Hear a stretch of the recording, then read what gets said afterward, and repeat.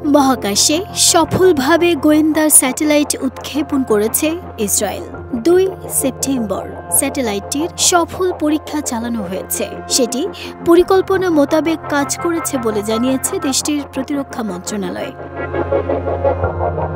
ইসরায়েলের প্রতিরক্ষা মন্ত্রণালয় জানিয়েছে, উৎক্ষেপণের পর স্যাটেলাইটটি পরিকল্পনা অনুযায়ী কক্ষপথে প্রবেশ করেছে এবং সেখান থেকে তথ্য পাঠানো শুরু করেছে। প্রতিরক্ষা মন্ত্রণালয়ের ভাষ্য মতে, উচ্চ প্রযুক্তির এই নজরদারি স্যাটেলাইট শত্রুপক্ষের ওপর নজরদারির সক্ষমতা আরও বাড়িয়ে তুলবে। প্রতিরক্ষা মন্ত্রী ইসরায়েল কাটজ বলেছেন, এটা শত্রুদের জন্য একটি বার্তা, যেখানেই থাকো না কেন আমরা তোমাকে সব সময় দেখছি।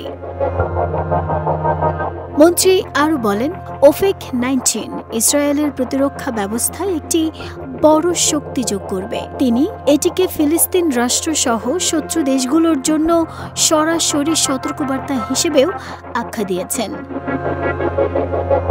নাহিদার স্মৃতি, দেশ রূপান্তর।